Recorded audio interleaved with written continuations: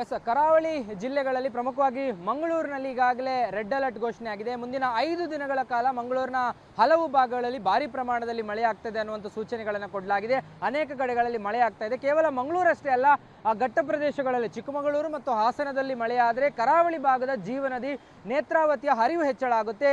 Exact ಆಗಿ ಅದೇ ರೀತಿ ಆಗ್ತಾ ಇದೆ. ಯಾಕಂದ್ರೆ ನಾನೀಗ ಮಂಗಳೂರಿನ ನೇತ್ರಾವತಿ ನದಿ ಹರಿಯುವಂಥ ಜಾಗ ಇದು ಮಂಗಳೂರಿನ ಅಡ್ಯಾರ್ ಮತ್ತು ಹರೇಕಳದ ಬ್ರಿಡ್ಜ್ ಬಳಿ ಇದ್ದೀನಿ. ಇದು ಬ್ರಿಡ್ಜ್ ಕಮ್ ಬ್ಯಾರೇಜ್ ಆಗಿರುವಂಥದ್ದು. ಇಲ್ಲಿ ಬ್ರಿಡ್ಜ್ನ ಜೊತೆಗೆ ಒಂದು ಡ್ಯಾಮ್ ಕೂಡ ನಿರ್ಮಾಣ ಆಗಿದೆ. ಈಗಾಗಲೇ ಡ್ಯಾಮ್ನ ಎಲ್ಲ ಗೇಟ್ಗಳನ್ನು ಕೂಡ ಓಪನ್ ಮಾಡಲಾಗಿರುವಂಥದ್ದು.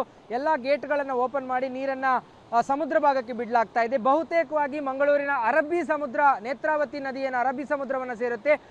ಅರಬ್ಬಿ ಸಮುದ್ರವನ್ನು ಸೇರುವ ಕಟ್ಟ ಕಡೆಯ ಡ್ಯಾಮ್ ಕೂಡ ಇದು ಆಗಿರುವಂಥದ್ದು. ಯಾಕಂದರೆ ಇಲ್ಲಿ ನೀರನ್ನು ಹೆಚ್ಚಾಗಿ ಸಂಗ್ರಹಣೆ ಮಾಡಲಾಗುತ್ತೆ. ಆದರೆ ಈಗ ಮೊದಲ ಆರಂಭದ ಮಳೆ ಇದು, ಹಾಗಾಗಿ ನೀರಿನ ಫ್ಲೋ ಹೆಚ್ಚಾಗಿದೆ. ತುಂಬೆ ಡ್ಯಾಮ್ನಲ್ಲೂ ಕೂಡ ನೀರಿನ ಹರಿವು ಹೆಚ್ಚಾಗಿರುವಂಥದ್ದು. AMR ಡ್ಯಾಮ್ನಲ್ಲೂ ಕೂಡ ನೀರಿನ ಒಳಹರಿವು ಹೆಚ್ಚಾಗಿರುವಂಥದ್ದು. ಹಾಗಾಗಿ ಒಳಹರಿವು ಹೆಚ್ಚಾದಂಥ ಹಿನ್ನೆಲೆಯಲ್ಲಿ ಒಂದಷ್ಟು ನೀರನ್ನು ಹೊರಗಡೆ ಬಿಡಲಾಗ್ತಾ ಇದೆ.